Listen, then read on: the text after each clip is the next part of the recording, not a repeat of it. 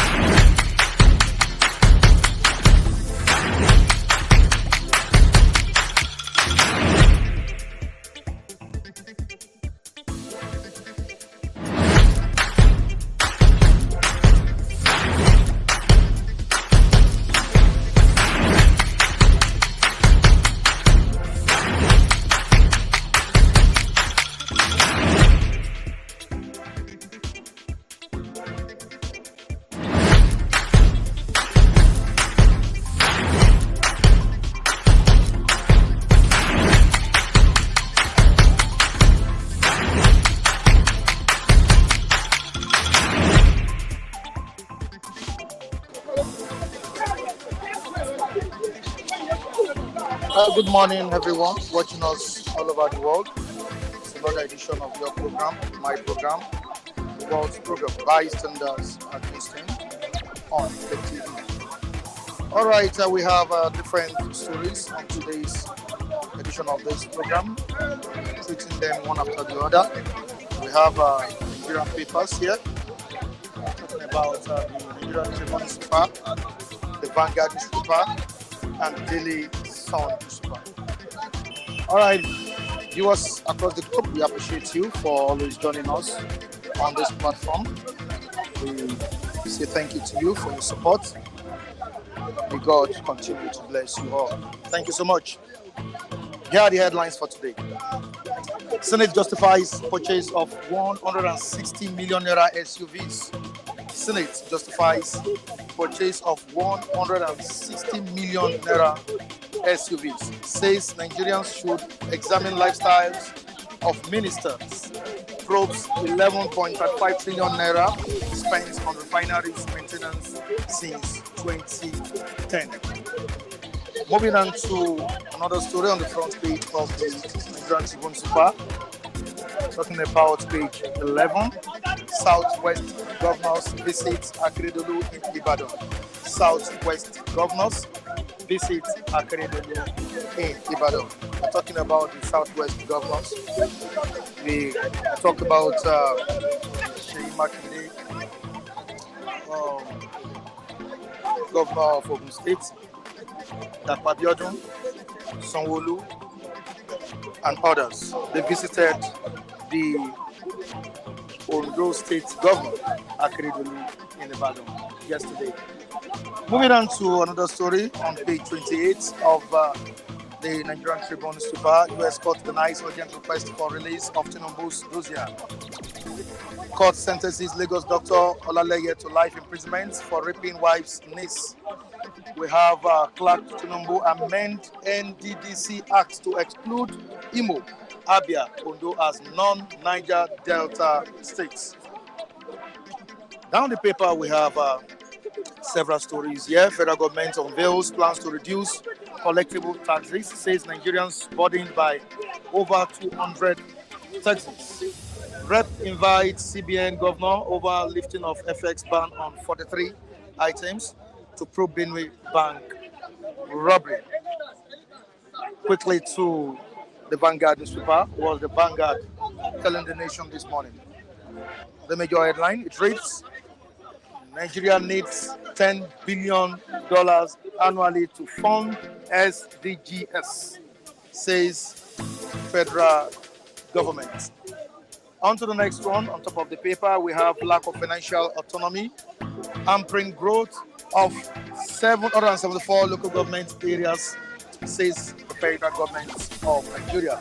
Presidential poll, INEC must probe why upload of results to IREV failed, says the former INEC chairman. To the next story, we have federal government extends stay of recalled envoys by 3 months. Taking a look at this picture, what the picture illustrating, you can see the Southwest governors right on the front page of the Vanguard newspaper. The governors visited Governor Rotimi Akeredolu in Ibadan yesterday. Of course, you know that Rotimi Akeredolu has been very, very strong. Ironically, for some times, which the Southwest governors had to pay him a visit in Ibadan yesterday. We have Governor Seyi Makinde here. We have other governors right here. We have governors Dapo Abiodun of Ogun State, Babajide Sanwo-Olu of Lagos State, Oluwarotimi Akeredolu of Ondo State, Seyi Makinde of Oyo State, and Abiodun Oyebanji of Ekiti State. When the 4 governors visited Akeredolu in Ibadan yesterday, there is a particular governor that is not here.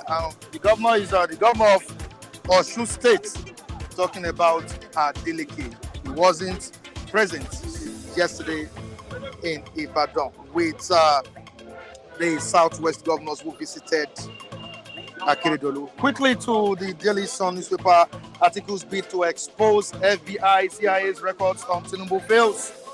U.S. court rejects request to compel security agencies to release documents on Nigeria's president. Atiku'S asked FBI to investigate Chicago University over certificates. So the next one we have on top of the paper on page 6. Peter Obi tasked judiciary on election petition, says democracy based on faulty justice opens society to danger. Says democracy based on faulty justice opens society to dangers. Federal government obtains fresh $17 million loan from World Bank. Wow. I know Nigerians are going to react to this story on the front page of Daily Sun newspaper. Of course, our reviewers have been reacting to this news story. It's a new one here. Federal government obtains fresh $17 million loan from World Bank. Okay, facility meant to support adolescent education. Facility meant to support adolescent education. Let's quickly move down to Kogi State, Imo State, and Bayelsa. INEC frowns at political parties' non-nomination of agents. INEC frowns at political parties' non-nomination of agents. All right, let's see our viewers here. You know, they are presently watching and ready to also contribute on the program. All right, we have Abu Monsaya saying good morning to everyone. At the news standard, we are saying good morning to you. Dutchman Pounds, thanks so much for joining us. We appreciate you. We are saying good morning to you. King Joe Ogba, thank you so much. Precious Ikedi, we appreciate you. Damian Osas,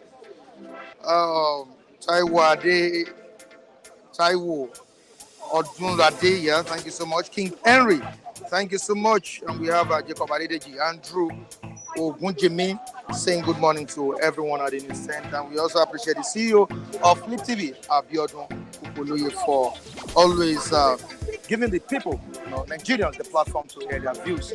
All right, before I move into the main issue or discourse for today, we need to quickly appreciate King Henry for this wonderful donation, this wonderful gift he has given to the reviewers, to the viewers as well, and to Flip TV as a whole. Matthew, I think we need to appreciate King Henry. Please, can you come closer? I think we need to appreciate King Henry for this wonderful gift before we, continue this program. Good day, our esteemed viewers. Just to add to what the anchor has said, Mr. Adekunle Michael, King Henry, this is to say a very big thank you to you, because we understand that day you took the first steps to enter inside it. I was asking you, is this a clarion call? It's like King Henry has seen the need to give us shelter. So we say a very big thank you. I will not forget to mention Odulade, who actually came to our aid equally in this issue of shelter, because the other umbrella will be using it subsequently. So we are using this opportunity to say King Henry a big thank you. Okay. And let me not forget that the financial gesture he have extended to the viewers to celebrate the launching of the umbrella, that we are saying thank you, and we pray that God in His infinite mercy will replenish your pocket in a million food. Thank you very much, King Henry. There is problem at the newsstand now. You can see people around. They are looking around. They want to celebrate. They want to go to celebrate. I hope as the coordinating minister, David, what do you call it? Come closer, please. We have no time to waste. The chairman of the to coordinate this palliative sent by the president of the masses, and then also being assigned by the Senate president. Okay. Another one. Okay. Being a pastor now, Okay. so we need to commit everything to his hand. Okay. Our faith now, we have to commit it in his hand. I don't know the kind of faith you're talking about here. What do you put the trust in man? We can only put our trust in God. You are our David. But you trust him now. David. He's going to do the needful now. Yeah, he has to do. Yeah. He's a bit mature, more mature. Yeah, he's the most mature person. Okay. But it's just that when politics come in, it All right, King Gary, we appreciate you. Thank you so much. Odunlade Taiwo, we also appreciate you. We appreciate you all. All the viewers watching us across the globe. So the CEO of Flip TV was giving us this opportunity to talk on trending issues, to dissect important issues in the society.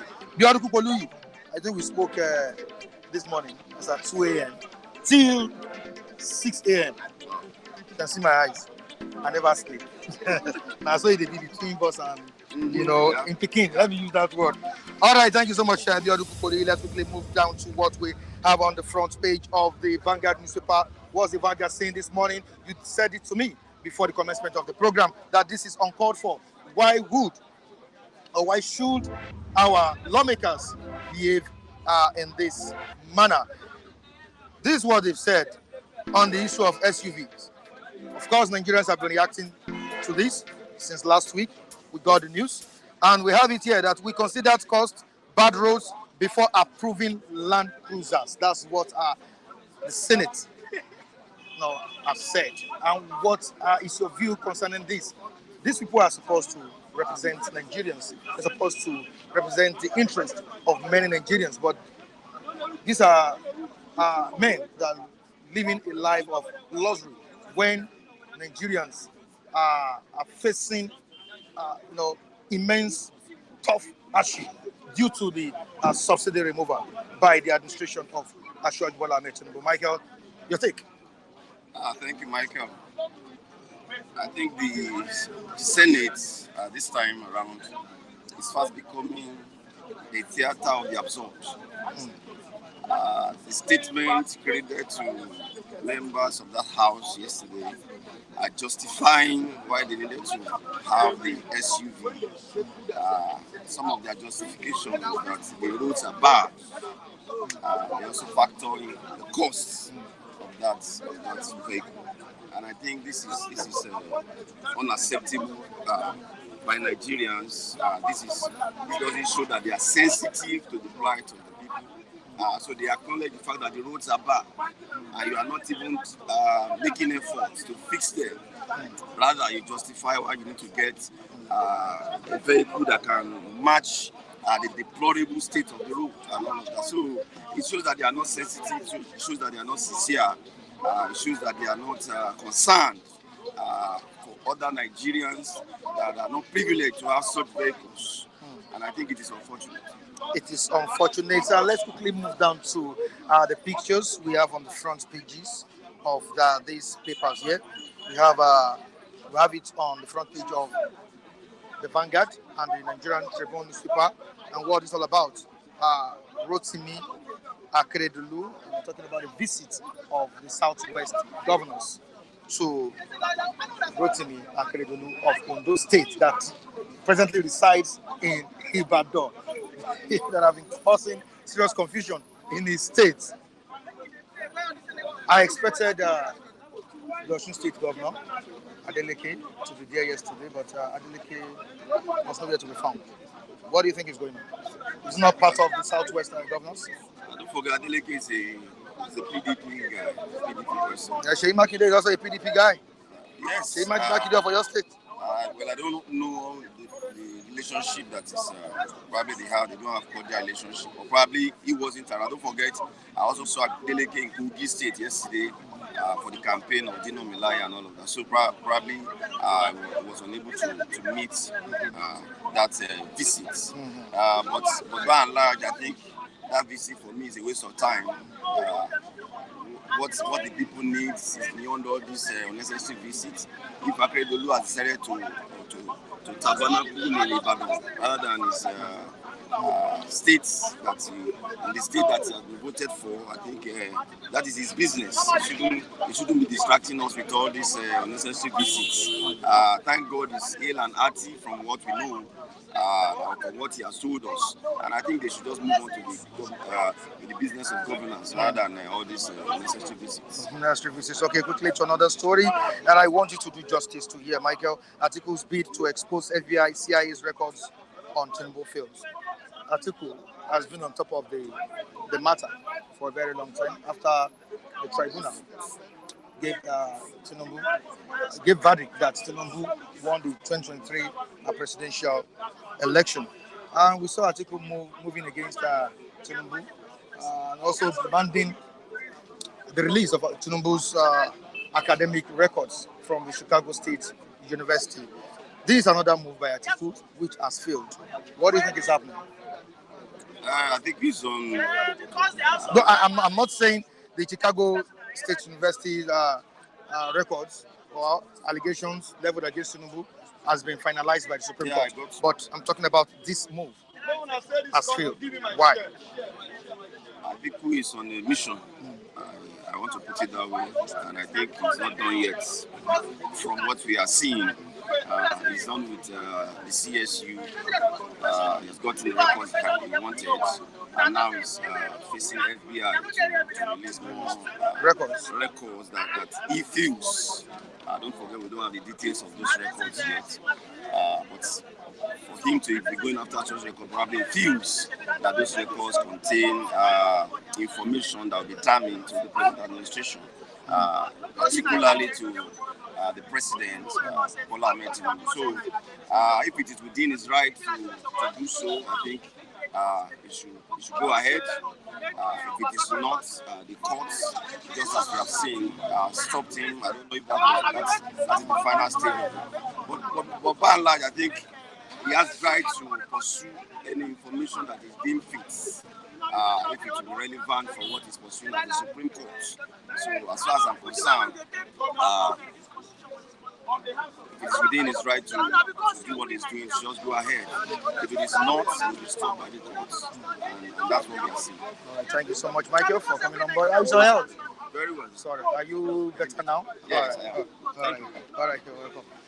David, good morning to you. Good morning to you, Mr. Michael Adekule, and a very wonderful morning to my lovely, esteemed viewers watching us across the globe, and to the CEO of Flip TV, Mr. Abiodun Oluyi, and to the Senate President on the streets, always getting it real on the streets, whereby this is the avenue whereby the masses, we, the ordinary Nigerians, have this medium used to air our opinion. You know, most times all these top-notch media houses will not give us room to express ourselves. There are some things we are limited to say, but here you don't gag us, you give us that freedom to express our mind.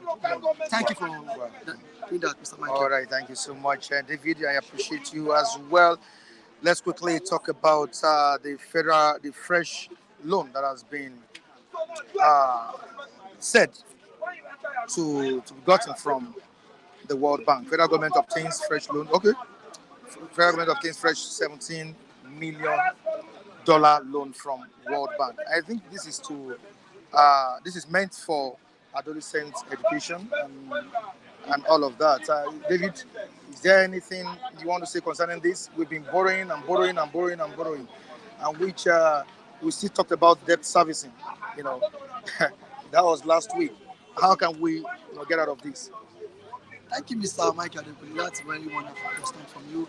But one thing is that I am not even against this issue of Nigerians not to, the federal government not to borrow money. Every part of the world, every country does borrow for you to sustain your economy and then have run a very viable economy. You need to borrow. But my problem is that this borrowing that the government has been borrowing, of what use has the money? Has this money been used judiciously for that purpose? If you want to borrow, go ahead and borrow. But the aim and the purpose you want to borrow, the money should be spent or should be aimed at that objective. Now you claim you want to borrow to build over 400,000 schools, primary and secondary schools across Nigeria. That's a very good development. That's a very welcome initiative from the federal government. And then again, you said this money also will be used to what, employ about 95,000 teachers across the federation. Now that also will create room, employment for Nigerians who don't have job. But my fear is that will this money get to the target audience? Will this money be what utilized? That is my fear. I am not even against cross and borrowing. This move for you to revamp and then build, construct over 200,000 schools, I am very much okay with it, because at least it will help reduce our illiteracy rates in the country, and then it will also give room for employment. If 95,000 teachers have been employed, at least unemployment would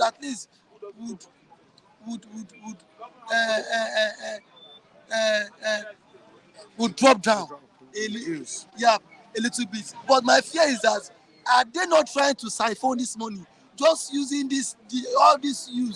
using this as a means just to get this money from the World Bank? You can go to the World Bank and then tender what you want to use the money for. But World Bank should make sure that after giving out this loan, they should carry out investigation, a thorough investigation, if fully the money is being used judiciously. Because Nigerian government, Mr. Mike, we Nigerians, we the ordinary Nigerians don't trust them. We don't believe them in their promises. You saw what happened last time. Buhari came up with a policy, social policy, about traders' money, market money. How many market women and traders got that money? The same money was being siphoned. The same money EFCC alleged that the former vice president, Yemi Osinbajo, siphoned the money. They alleged. You saw what this thing wasn't done. You saw what federal government said they will feed public students 1 meal per day across the country. How far did that policy go? Federal government only did that just for 1 day. The following week, nothing happened across schools. There were some even selected schools, but still money. The federal government kept on budgeting for that program, and the pupils and the students could not even benefit from that policy, from that program.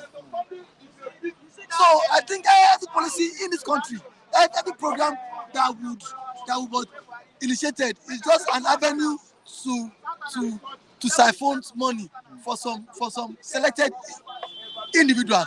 Some individuals will get rich out of such programs and then policy, and then it is not a welcome idea. So if the World Bank feels they are not convinced with this whole policy, let them also send committee that would also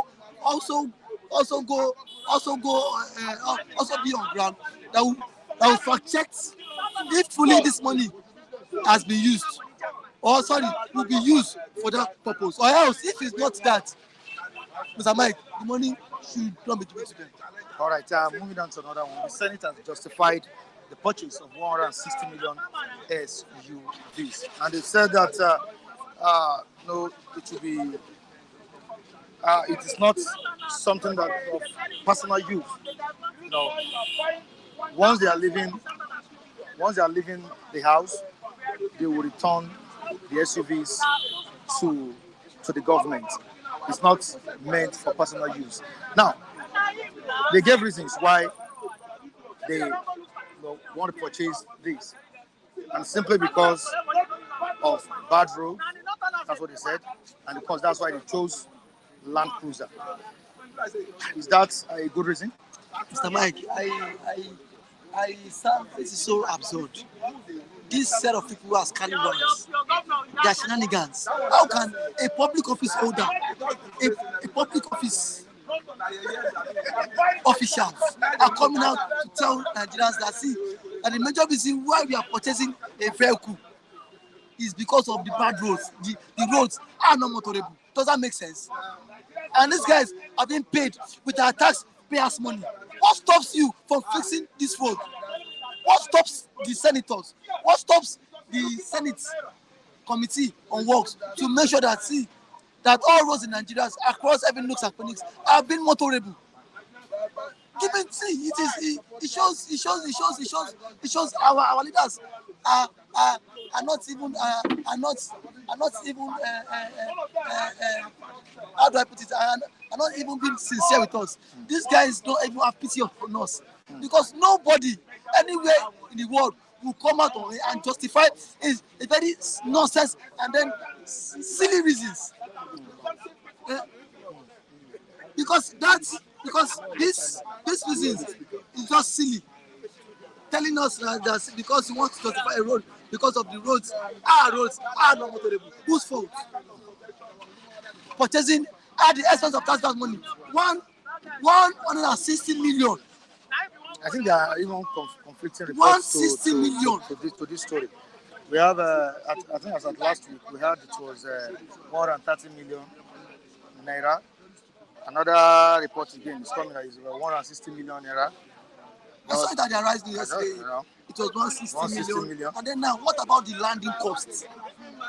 Mr. Mike, if this money is being given to rebuild hospitals, not now, let us forget about roads. To go to general hospital, there are no equipment there. At the government-owned hospitals, go there. Dilapidated buildings, no good facility in our hospitals. If this money is being injected into at least into 8 public hospitals to buy facilities, equipment, that we will go a long way. Now, Mr. Mike, how to say this, that there was never a time senators return public vehicles. There was never a time since the inception of democracy.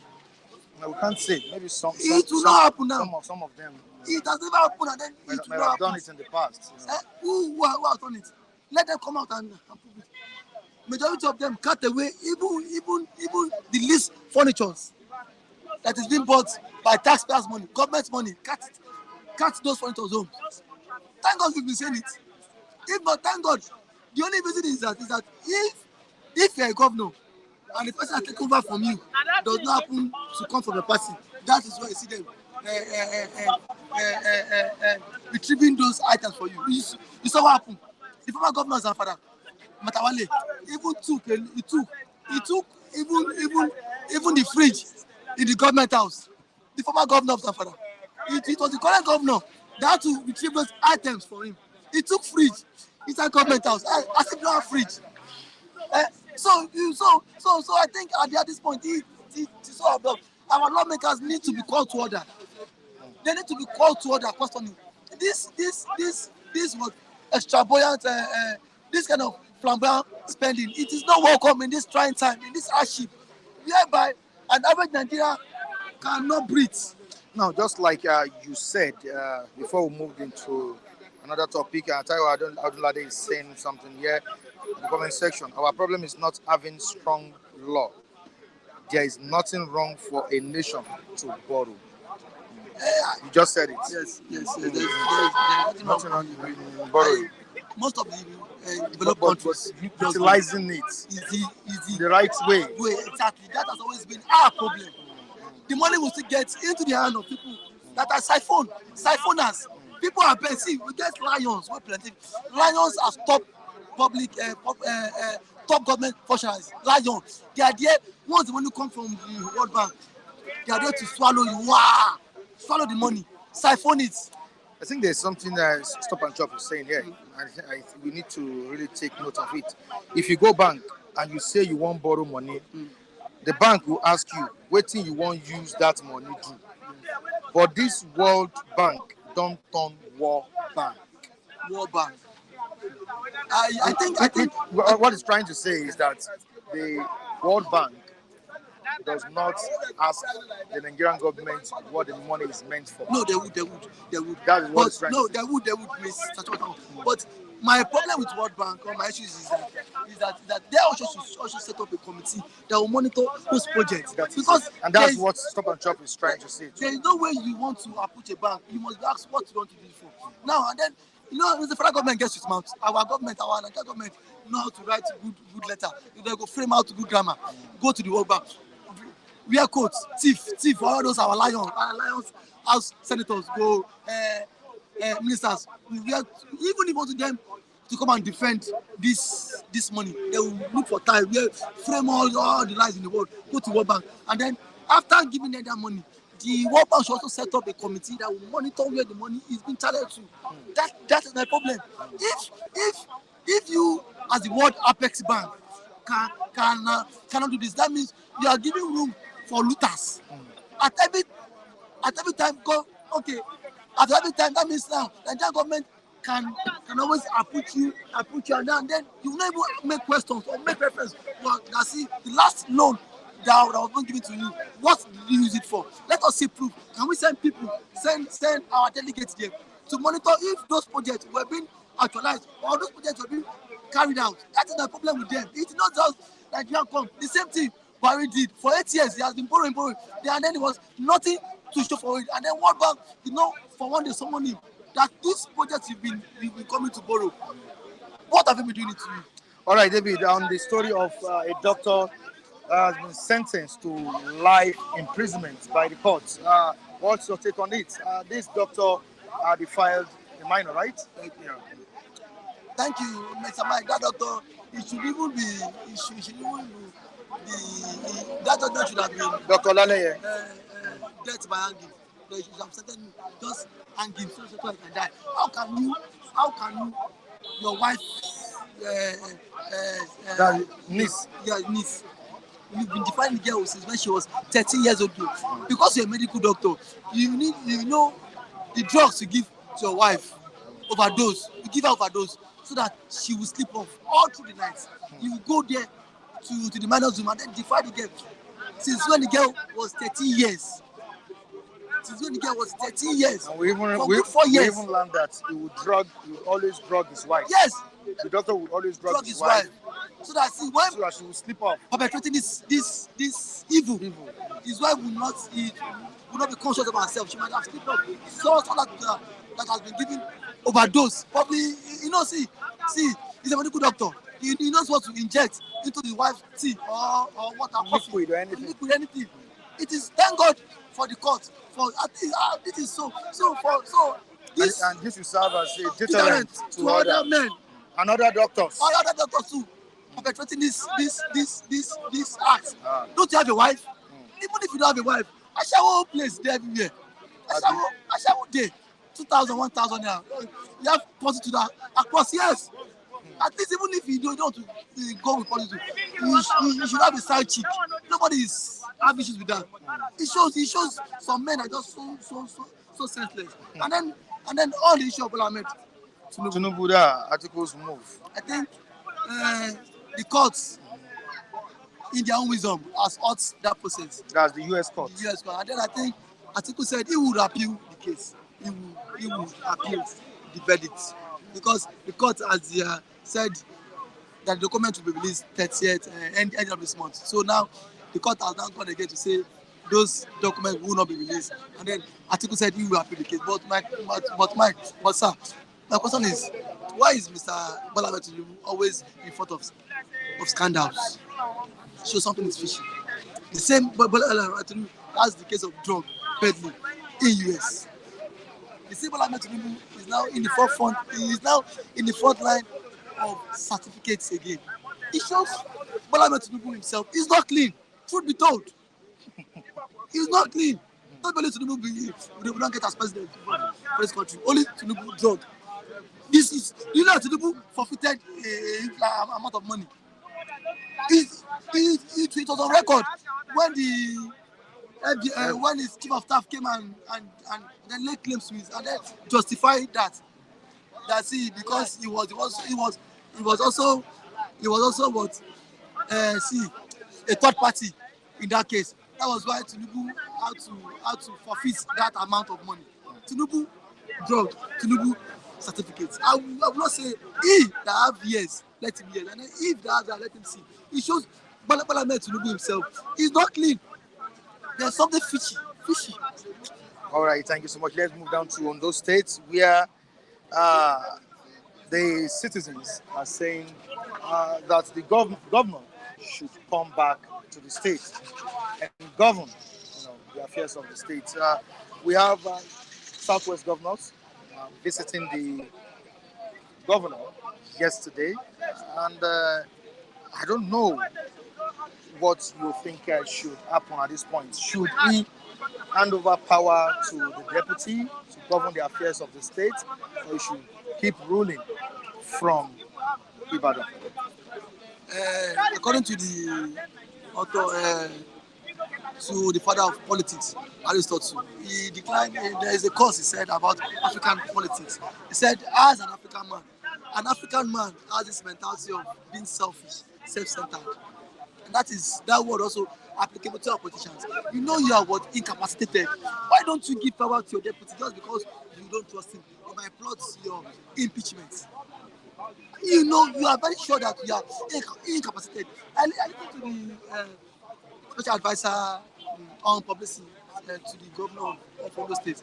He said the reason why the governor had to move to Ibadan was because the 2-bedroom flat in the government's house is not well up to standard. That was the reason to cite. That the government, instead of 2-bedroom flat, inside the government room is not up to standard. It's not well furnished enough for the government to rule. For the government to rule, that's probably the place, the public residence he owns in Ibadan is well standard, is well touched, is well furnished. It's conducive for him. Mr. Mike Adekule, yesterday, that was yesterday, I began to look for Nigeria. There was no tangible excuse for the governor. What does coming to rule your people? These people voted for you. You cannot rule from Ibadan. It is against our constitution. You cannot rule from Ibadan. I cited an example last week that in our estate here, this Agbala W estate, we have a deputy governor, the deputy governor of Ogun State, here, and she resumes at the government's office every day. So she comes back here. I don't know. I don't need to. You can walk anywhere and then and then but you can live anywhere you choose. Anybody is for you to resume at your duty post. That is it. You being the number one citizen of that state, you're not supposed to govern a state from another state. So I think Akeolu special advisor yesterday was just vomiting nonsense. The governor has been incapacitated and then he still remains incapacitated. If he knows he cannot rule, let him tender legislation. Power should not be a do or die affair. You saw him yesterday, even when he came to visit his colleague, he was being held yesterday behind. It's not fit. He's not fit to rule. I know you are not fit. You cannot be on the sick bay and then still be ruling about 20 million people. It doesn't make sense. What happened in the party is that loyalty is really killing us because of the Speaker of the House of Assembly. He's so loyal to him. That was why he has not taken a move for him to be impeached. Because if the Speaker was not loyal to Akeolu, he would have been impeached. Rather, the Speaker is even plotting to impeach the Deputy Governor. You see the twisted Don't forget that at the time too, the former president of the country, Muhammadu Buhari, didn't hand over power to Oshibajo at the time. Yes, remember. Just like so if the president could have such antecedents, so definitely what do you expect I can to also be it. But see, I think to me it's a show of shame. It's a show for you to leave your own state. So are you saying you cannot erect a befitting building within the government house? Can't you Can't you bring in good medical doctors that will fly overseas, fly from the Western world to come and attend to you? It's just too bad. All right, It's just thank you too so bad. much, David. Thank you for having me, and thank you for the Senate President for always sending palliatives All right, to okay. the people. All right, thanks to King Henry, right? King Kudos to Henry. King Henry Yeah. for this kind gesture. As All you right. team midfield, God Almighty bless you. All right, thank you so much. Quickly And to then Matthew. to the coordinator minister of the economy. Thank you, Mr. Mike. Thank you so much, Mr. Matthew Oluku. Welcome on board once more. Senate justifies purchase of 160 million SUV, says Nigerians should examine lifestyles of ministers. What do you have to say concerning this? They've said they chose to get the Land Cruiser simply because of cost and bad roads. And we have Nigerians saying so they know these roads are not motorable. It's quite unfortunate, if I must say, Mr. Mike, that after spending recklessly, they'll be looking for excuse to justify the spending. We are talking of a country that is starved of forests. We should be prudent in spending the forest available. This is not the time to start wasting it in the manner we are seeing. If you want to be patriotic as a Nigerian citizen, as a senator, as a House of Rep member, as a member of a particular of a state of the House of Assembly, as a governor, I think the right thing to do is to look inward and ask Innocent Moto, customize SY type of vehicle for us. One, you save the forest with a hitherto used to procure it from outside the country. Two, you create jobs. You give Innocent Moto more capacity because it means more money for Innocent Moto, more capacity to expand, build more vehicles, and even export to other countries. So for me, I think the senators, the House of Rep members should have hide their faces in shame. And again, I think Nigerians are not yet ready to take their destiny in their hands. Because this is not to trigger protests where Nigerians will start demanding that you either rescind the decision or we occupy National Assembly. For me, it's condemnable. It's the highest level of recklessness in terms of spending public funds, and it should be condemned. Now let's quickly talk about the $17 million loan that we obtained from the World Bank. Nigerians are really reacting to this, and the federal government has said this loan is meant to support adolescent education, about 20,000 classrooms to be built, and all of that. Now, you talked about debt servicing, that was last week, and if we look at it very well, the 2024, what do you call it? 2024 budgets. I think it's pegged at 26 trillion naira, and which about 8 point something trillion naira is meant for debt servicing, right? Yes. Yeah. So how can we get out of this borrowing? The only way we can get out of this quagmire is to urgently diversify our economy into production areas. We have said it often and often, over and over, but the essence cannot be emphasized. If you are diversifying into agriculture, there are different stages. You have the immediate term, you have the medium, and the long term. The immediate term, you can cultivate crops, you can start harvesting in the next couple of 3 months, 6 months, as the case may be. And if you do this, you can start exporting them within the shortest possible time. That is immediate term. There are some that fall into the category of medium term and longer term. You can equally diversify into solid mineral. A good number of foreigners are in Nigeria exploiting our solid mineral. And the South Federal government is saying they want to do some laws that will make government to be able to get our people who are going away with our solid mineral. You can revamp Atiku'S steel If our Dr. Sisi work, we will capture African markets. You can build more in our power generation, distribution, and transmission. But that is even part of what we need to do to bring back our production sector to the line stream. So, borrowing dollar to crash dollar in our economy is not sustainable. It's cosmetic approach. The first time federal government made us understand that they were going to inject 3 billion they got from Exim Bank from Egypt into our economy. That cannot solve the problem. It's only in the immediate term. As we speak, in the black market, I think dollar is already inching towards 1,300 if care is not taken. And that trend will continue as long as you don't have what it takes to challenge the dollar in our economy. The only way you can challenge it is to get more dollar.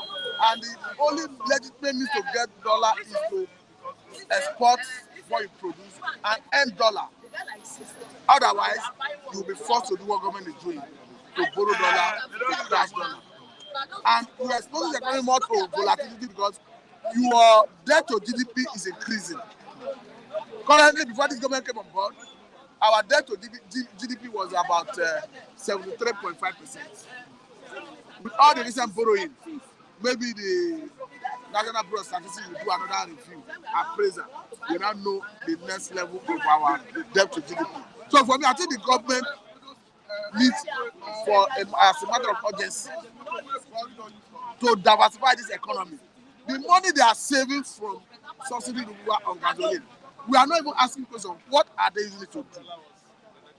That borrowing becomes a priority to them. We have seen that in their medium-term expenditure. It is already stated that between now and 2026, they are going to borrow 26.42 trillion. Within the same time period, they are going to use 29 trillion to service debts. The question now is the money they are freeing from subsidy removal that accrues to federal cover on daily basis or monthly basis as a set crude in international market. Could they come back to share through fact to state government and local government and federal government? What are they using to do? Why has borrowing become a priority to this government? I think this government need to answer that question. Okay, now moving on to the issue of SUV. What's your take on it? Nigerians are still reacting. That's it's not reasonable enough. It's not reasonable, and like I said, Nigerians ought to file out on the streets. Now we have our blessed one saying something on this issue.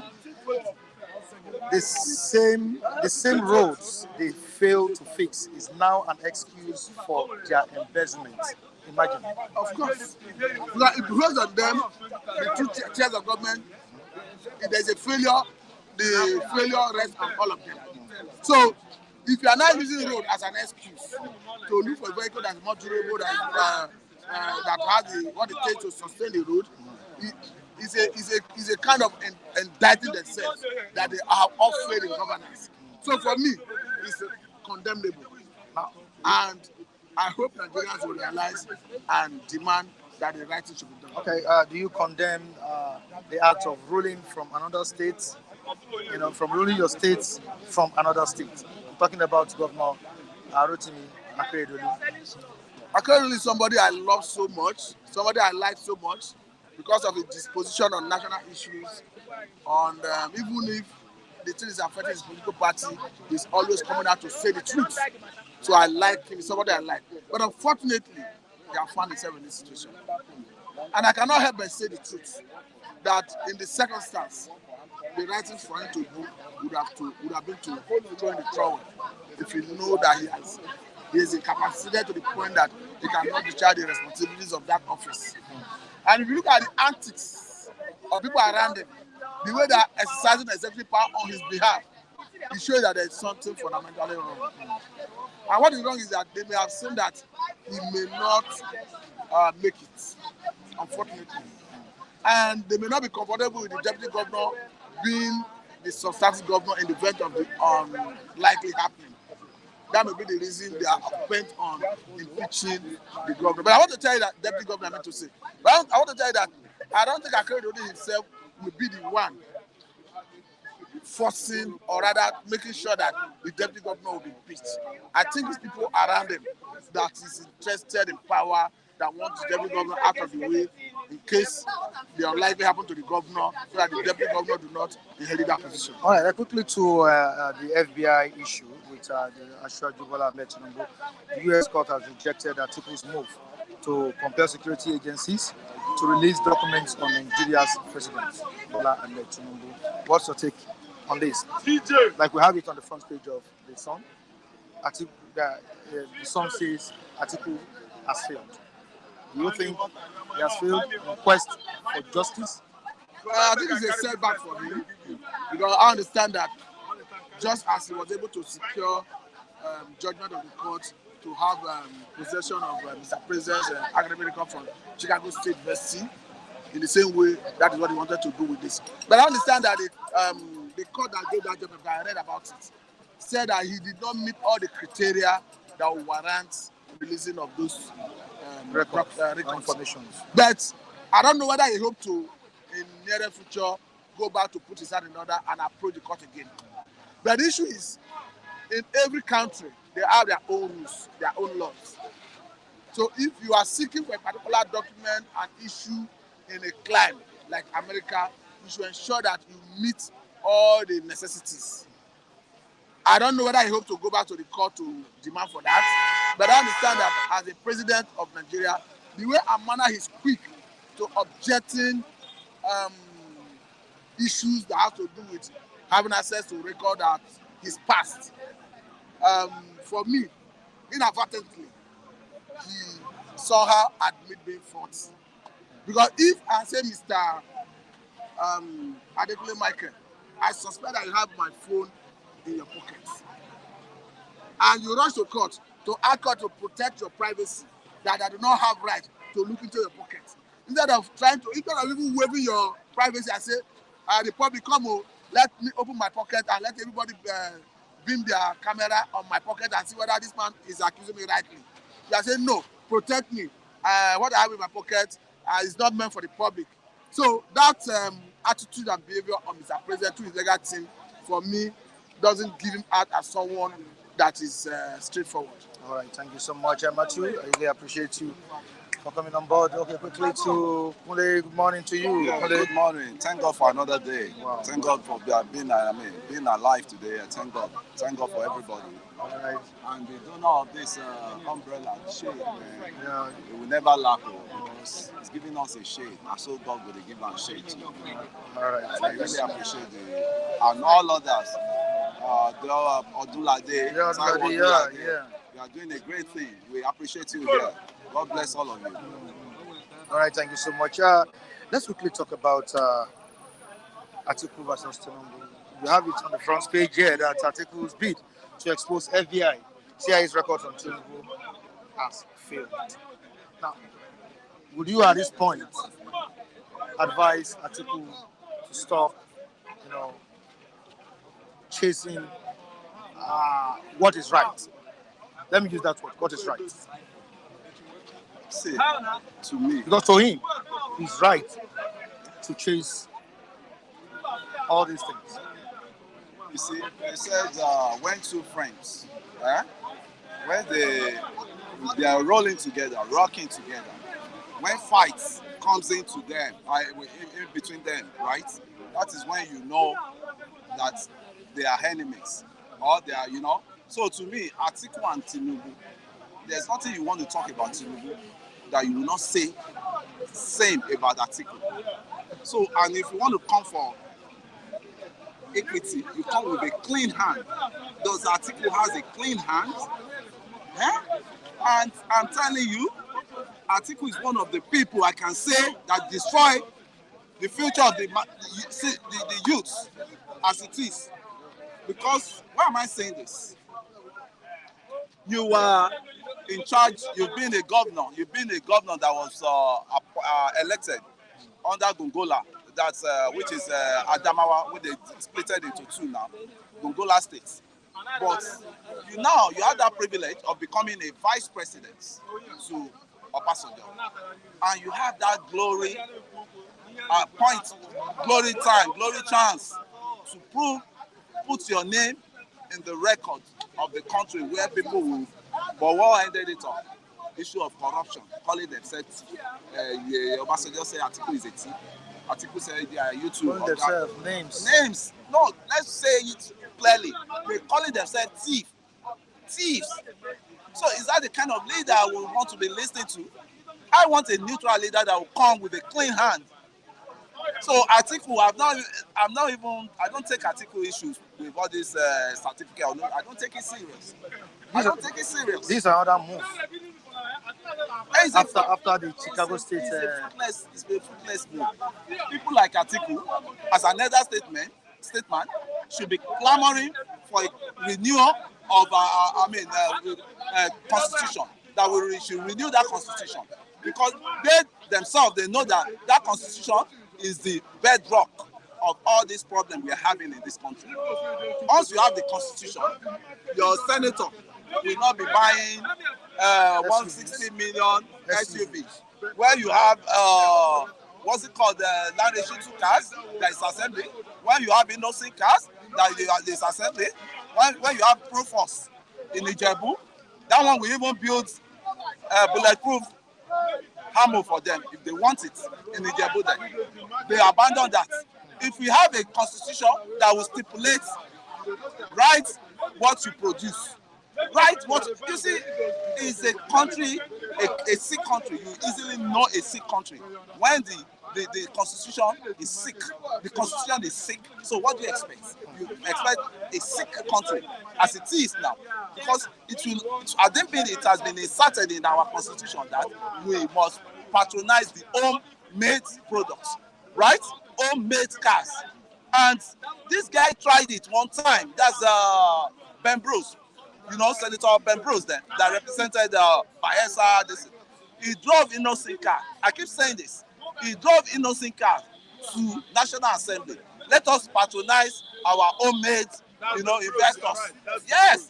And before Jack Robinson, the Senate President then, Abubakar Saraki, has ordered for Land Cruiser, has ordered for Range Rover, has ordered for, So how did you? Everybody is talking of Nigerian currency. People are borrowing money. Why would they borrow money when you are not productive?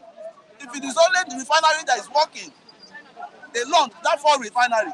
I'm not in economics, but it's a layman, what's it called? It's a layman, this is knowledge that I'm telling you now.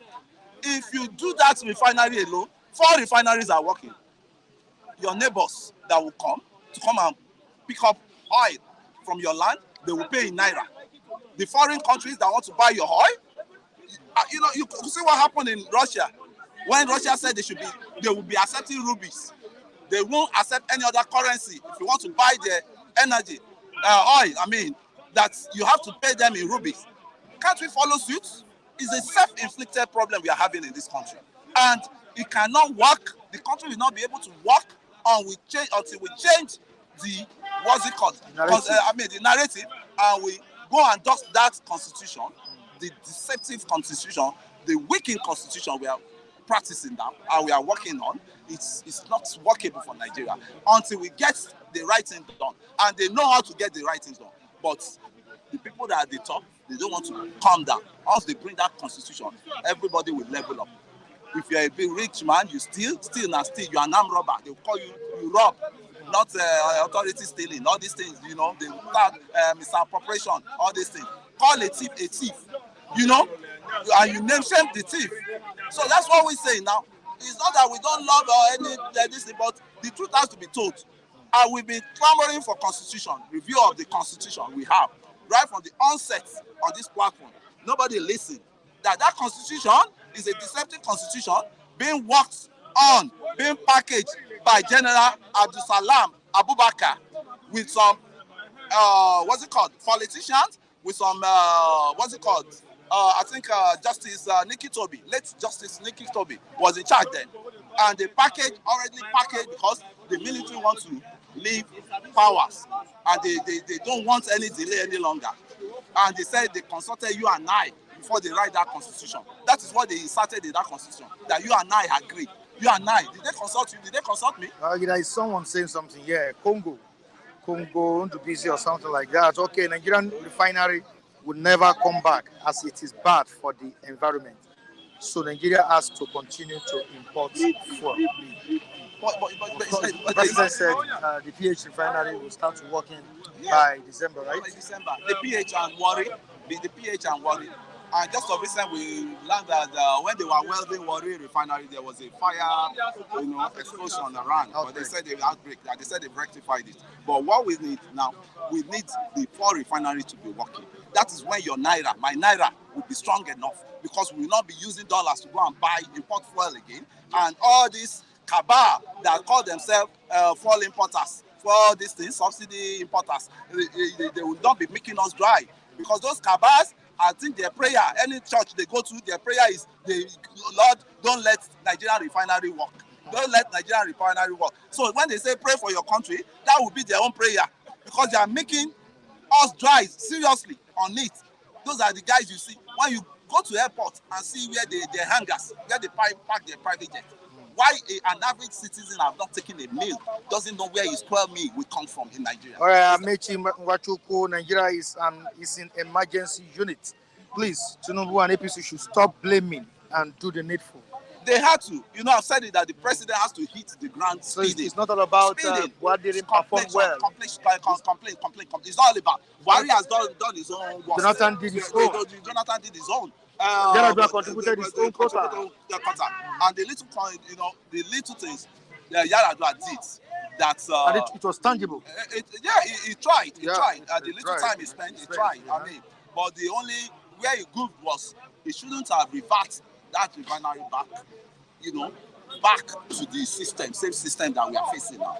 They will have sold it out. They sold that refinery to Dangote and $10 that time. And if you have that refinery has been in Dangote and $10 hands, we wouldn't have been suffering all what we're suffering today. At least we know we have a refinery, local made refinery that is working, and we don't need to start spending dollars outside to go and start import fuel. And I think that's what they want, because that's where they get their largest. That's where they get the FT money in their pockets. So to me, these people don't love us. Only at this point, what advice would you give to the governor of Ondo State, Rotimi Akeredolu? Of course, we know that the governor is sick, but rolling from Ibadan, I think, is a no-go area for the citizens. They are not happy with that development. Yeah, that brought me back to issues of Yar'Adua and Jonathan. When Yar'Adua was incapacitated, as of then, everybody knew that we had no president. As of that time, we have no capable presidents, right? So the cabals, they see clouds Yar'Adua around that is still okay. It's still until we brought the doctrine on. They have the doctrine of necessity. The House of Assembly can invoke that doctrine on necessity. In that, what's it called, the Ondo State. But look at where we are today. Everything is all about who paid the price. I mean, who blow the tune, who blow the pipe, dictate the tune, man. And that is what we are witnessing, So who is going to bear it? Every one of them have been monetized. So who are them to comfort governor that, Mr. Governor, it's time for you to go and rest. Let there be activities in Ondo. Ondo State is domicile now. Ondo State is just stagnant now as it is. No, I mean, because the deputy is not in tune with the governor. There was an attempt to impeach the deputy launched an attempt for them to impeach the governor. So the governor got aware of that, and the enmity started. It's just like what happened in what's it called? What's this state called now? Benin. The guy in Benin, Edo State, and the Obaseki and Shuaibu. You see, all these people, when they want your votes, they will clamor for your votes. They will come down to your level. But once they grab your vote finish, they will turn to a super lord, a demigod on you. And I want to go give kudos to Sarah. Sarah has been doing a wonderful job, putting the government on their toes. You remember they dragged the Senate, the lawmakers. That was last week, right? Or earlier this week. Yes. On the purchase of SUVs. Not only even SUVs, the Akobora money that they donated, they gave to some people to help the masses. You know, it ended up in private pockets. And those people are still in Nigeria. They are still breathing. And they are still living large. Working free. And they are still working free. And we said we have EFCC. We said we have ICPC. And these people are, you see, I don't respect any politician in this country again. I don't respect them. If you respect them, I don't respect them. Because it's my money. The president that is in power now, he himself now has to do the needful. Let's see who are you bringing on the book. Corruption. If not, you would disrespect him. If right? not, yes, he has to hit the ground running now. What we say now is the president, right? We tackle the president. But we always forget that the biggest problem we have in this country are the legislators, who are the senators, who are the House of Rep members. Can you imagine 165 million naira? 165. There will be VAT on it. There will be tax on it. So let's even put it 160 million. Over 160 million, right? The money that we have the opposition member there. You can see what I'm saying. All these people are same. Labour Party gave the directive that you people should not collect this car. Those days we used to hear of, or we used to see opposition parties that will walk out of the chamber. I think I've witnessed it 1 or 2 or 3 times, that when the policy, the government in power, the senators under the government in power made, and it's not commiserating with what their own agenda, they walk out. As the Labour Party member, have they walk out? As the PDP, have they walk out? And we start bashing our head together here. This Labour, now Labour will do, now PDP will do, now this thing. What's the difference between Labour, APC, and PDP? Can you tell me the difference now? Is there any difference? There's no difference. Everybody is fighting for their pockets. Right, And they will just use that party. They will use that party to just bamboozle everybody. Right. And under the platform, when they got to the power, they will abandon the people in the ship, man, and the ship will start sinking. And what are the people in the ship? They are the masses. And that is what is happening now. All right, thank you so much. So it's so saddening. It's so saddening what you are facing now. Right, I'm not happy because I'm a father. Is this how we continue in Nigeria? Where there are children, we now start pointing fingers, accusing finger on us. Say, daddy, why are you so? Why is everything not going well? Why I mean, and there's money in the country. I mean, it's so saddening. So saddening. All right, thank you so much. Okay, me, why are you laughing? What's the problem? Let's say hard, not touch me. One day, Nigeria go better. You know. Good morning, Mr. White. Can you do your time? Kunle is finally feeling the bad like government effect. That's what King Henry is saying here. Stop and chop. Kunle, do you respect Tinubu because Tinubu is a politician? I think many comments. Okay, just let's leave. Let's. Yeah, come on, answer. Come on inside. Okay. And my time he came in. How many months now? Just, I think 6 months. 6 months. I want to give him till 4 months more. Okay. Let's see the magic that will happen. All right. Well, we have the refinery. No, we have been told that Atiku'S refinery will come upstream by December, and I stand by my words that if by December a drop of petrol, PMS or diesel is not pumped, it's not refined from that Atiku'S refinery, then we can as well, and I will join that protest against Bola Ahmed Tinubu. I will join too. Will you call this a failure on part of Atiku in terms of the security agents granting him that request he made on Nigeria's president's documents? You see, Atiku'S is on a witch hunt. Also, he's also on a wild good chase.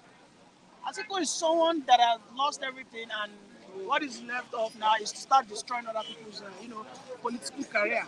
First of all, he destroyed Obi's political career, and now he intends to destroy the current president's political career. How did he destroy Obi's Yes, political because career? the best vehicle for Obi to become the president is PDP.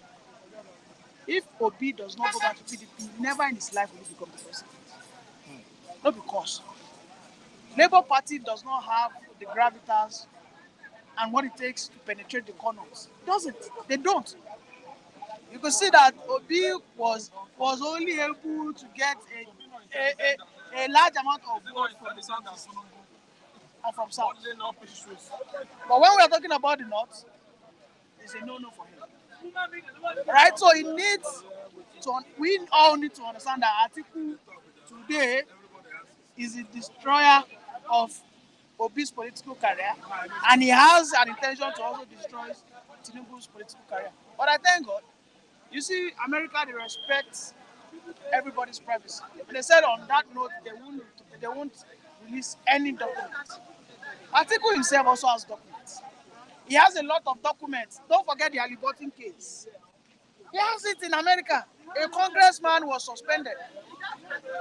Atiku has so many baggages even around his head. Just imagine a kettle calling bottle black. I mean, a kettle. The two of them are both crooks. They are both mafia. This is a battle of before you spoil my own, I'll spoil your own. But one is ahead of one. You understand me? And that's why I said that until all these guys, all these political juggernauts, all these guys, until they go out of extinction before the people, the likes of Professor Moalu, Showore, and the likes, before they can have their say. But don't sleep on it. Those behind these guys, there are some people like Saraki. Is Saraki a better person? Saraki too also has his eyes on the ball, because those ones too, when this generation, this current one, when they retire, Saraki, Wike, Obi, those are the people that want to what? They want to rise. And you can see they're already amassing wealth so that they can, they can actually go for that political race. But anyways, Atiku has failed. That's just my. All right, that's He has failed. a beautiful contribution. You quickly to the Senate saga on SUVs, 160 million SUVs. Are you in support of the purchase? How could I be in support of it? On this platform, nobody has held the senators responsible as I have done. I am the only one that come here every day that tell you that the president, in a democracy that is thriving, the president is a stooge. I am the only one that keeps saying that word here. That in a democracy that is effective, the president is a stooge. Because the only person that can sack him are the senators. And the person that has the power to take your life is way powerful than you. The senators, if we have been holding them accountable, will tell Asiwaju not to go for any medical tourism. They will pass a bill to that effect. They will pass a bill that he should not use more than so numbers of motor in his motorcades. They will pass a bill that all the state governors should allow autonomy for the local governments. Do you see that? No, since we are not complaining about them, they will do as they like. Look at Sunday Karimi. He said that the reason why they decided to go for a Japanese vehicle is because our roads are bad. Who are the heads? Who are the committee heads? Please, who is the senator in charge of Ministry of Works? I can't recall now, but I know in the House of Rep, the committee head is Aki Alabi. Aki Alabi is the one who is supposed to be monitoring the works of our roads. What is going on? He should be the one giving what? Report back to the House of Rep that let us call the Ministry of Work is not doing anything. In the ninth Senate, who was the committee head on works and housing? Who was it? Did they for one day call Fashola or Fashola? What is happening? Eastern Road, nothing they happen. Nothing is happening there. But yet they have, because we don't call them out. But I think they are beginning to get scared. If we Nigerians, until we understand that the senators are the spanner in the wheel of progress. I keep saying it that US of A remains progressive because they are Congress. their Congress is what? Is bipartisan. They are what? They are patriotic. Their Congress are the ones that pass the bill that the state must protect local manufacturers of glass. In UK, it is the parliamentary that passed a bill that all government officials must use what? Local made cars. That's why they use Land Rover. In UK, do we have such a bill here? The senators are the one that will pass a bill that no government official should go outside Nigeria for medical tourism. They are the one that will pass the bill. And until they will not tell themselves. They cannot. They cannot tell themselves the truth. Now we go wake up, go see Asiwaju, they feel the heat. It feels the heat. You know, people complain about 160 million. They are replying us. Until we now start radicalizing them. We start the person that would have helped us, you know, perfectly to achieve this goal easily would have been the labor union. But you see labor union now. If you talk labor union, everybody will say now be. So in a situation where you're supposed to have 1 million people, like 500,000 will not go because they say that I belong to PDP, I belong to APC. So that impact will not be there. You get my point? So those senators, they are the problem. I want to urge all fellow mini Nigerians, let us keep applying the pressure on them. They need to pass a bill. Look at them. They say they want to pass a bill that federal government should push in dollars. Because of recent, yesterday they had a plenary. They said they want to call the CBN governor to come and explain why they remove restriction on it. You can see how powerful those senators are. Everything that the senators can pass a bill that today in Nigeria that before you travel out, okay, you must have paid social amount of money of tax. They can pass that bill, which is not meaningful anyway. But I'm just saying. That should tell you the extent. I'm just saying. Because the level of power they are the one that is responsible for our institution memories. You will see there's a woman in House of Congress. I think that woman is about 89 years. That woman has spent 40-something years in the Senate. They don't want her to retire. They say that she has the institutional memory. There are some policies that they have laid down 40 years ago that they don't want her to go because if she goes, the new senators might not be able to defend such policies. If another president comes in, look at the anchor borrowers. I don't know if they are going to scrap it or not. The senators are supposed to ensure that policy is not scrapped, but reformed. But they don't say anything about it. Look at Operation Feed the Nation. If the senators were up and doing it, they would have told the successive president, don't scrap it. Let us reform it. Let us continue using it. This Operation Feed the Nation. You get my point? But we don't understand what we want. See, we don't understand the system of government we are operating. What we think we are operating is authoritarian. That is why everybody focuses. Because everybody thinks Tinubu is Gaddafi. Everybody thinks Tinubu is what? Gaddafi or LCC or Putin. That he will say that, oh yeah, everybody go to your house. And no, it doesn't work that way. You know that the senators did not allow Tinubu to close to go to war. That is to tell you that Tinubu has a limitation. The senators took their money to go and buy a SUV. Tinubu cannot tell them, don't buy a SUV. They're not born out. He can't. The best thing any president can do that might suit us in a way is to set us against the senators, which is him blackmailing the senators. Him coming out to say that, I don't tell them they don't buy the SUV, but they don't agree. They say that their constitutional rights. It's over to you guys. Anything I want to do. You get my point? And that is him setting the senators against the people. And they will charge him for what? For trying to throw the country to anarchy.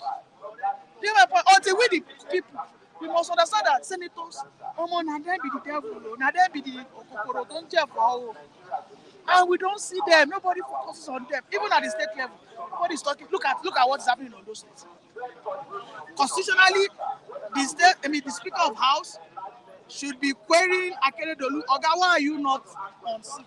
They are querying the deputy. I never see this kind of madness before. They are querying the deputy. Who are they supposed to be querying? They're supposed to be querying Akeredolu. If you are incapacitated, Ayedatiwa should fall in line. But they said Ayedatiwa should not fall in line. And meanwhile, they are not asking Akeredolu's welfare. The constitution already states it clearly. But you know what? My Ondo people, don't see anything because they don't know what they don't even know what is happening. They don't understand. I wrote a chat to Sheilo. You know Sheilo is from Ondo. I wrote a chat to him. I saw Sheilo. I believe you have the clout. I believe you are, you are very popular in those states. Let us try and move a crusade that the Speaker of House should follow the Constitution. They should query Akeredolu. You can now see that some lawyers, some respected lawyers in Ondo State, now training Akeredolu that he should tell them his health status or they will sue him to court. You now saw that our Southwestern governors yesterday, they went to go and visit him. They went to go and he said, maybe it cannot work because I don't want to mock anybody. Perhaps it cannot work. But he has some health challenges. And by the Constitution, he should pass the power to Aiyedati. But he's not. And the Speaker is not doing it. Until we, the people, until we rise up with full understanding of what we are operating. We see why Lagos State is so successful. Because most of us in Lagos State, we tend to understand democracy to a way, to an extent. We tend to understand democracy to an extent with the Lagosians. Because the Lagosians stood up, will stand up when the needs arises. Okay, that is why you see that the headquarter for any uprising in Nigeria is always in Lagos, because Lagosians tend to understand the power of every arm of government. All right, thank you so much. I appreciate you for coming on board. Quickly to Charles. Charles, how are you doing? I'm fine, sir. Okay. Welcome on board. Yeah, I even thought I've spoken with you. Just All right. Let's talk about the SUV. What? Purchase of the SUV. When once again, good morning to all our viewers. When Lee was talking, I was just behind his back when he was mentioning the senators and the president himself. All of them are the same. All of them are nothing but the base of the same. So you cannot, because of yes, we believe that the senators has powers. The constitution gives them much more power, much needed power in the Nigerian constitution that they can run and trespass against anybody as in based on the executive arms of government as in the executives. But that doesn't mean that Mr. President do not have much needed rights to talk to the senators. You know, because we are running a system, this is a democratic system of government. So each and every one of them has what they call there's what you call separation of power. Everybody has his own separation of power. There's a checks and balances within a limit within which every executive can go. And there's also a length in which every senator can go beyond. So sometimes, it's high time for you and I to begin to understand the fact that most of these people are friends. Can you continue what you're saying? Most of them are friends, whether they are fighting each other, they are not fighting. Sometimes I tell myself, fighting is an agreement. If you don't agree to fight me, I will not fight you. When I slap you and you decided not to fight, you decided not to fight me back, you will not slap me back. Are you getting me? So it's an agreement. So let's forget the fact that most of them are fighting themselves. They know what they are doing. They know they are almost in the same cycle. So definitely, if the president himself has every right to also come out, you have every right. The senators, the money is being spent extravagantly, and it's not supposed to be SURVK. How much is SURVK? And one of the senators was interviewed. He said the reason why they are buying these expensive cars because of Nigerian Nigerian roads are bad. Which means, you see, when you look at it, these people are just taking us for granted. Meaning that we are nothing to them. Meaning that Nigerian citizens that put them into that particular seat, they don't value us, they don't value how important and how valuable we are to them. Nigerian roads are deplorable. Okay, what happens to people like God that pass through the road on a daily basis? So which means common Nigerians should go in and die. That's exactly what they are saying. So these people should be very, very careful. God cannot give you a man to protect, and at the end of the day, you turn your back at that person. Remember, there's going to be what I may call. God will also ask you that such question tomorrow. So you cannot SURVK, a lot of family. When you gather most of them, how many senators do we have in Nigeria today? We have a lot of senators. Gather those 130 or 60 million naira per one senator. Equate it together. Do you know that if you have about 100 deplorable roads in Nigeria here, you can be able to fix not less than 50 with that money that you want to use and buy SURV car?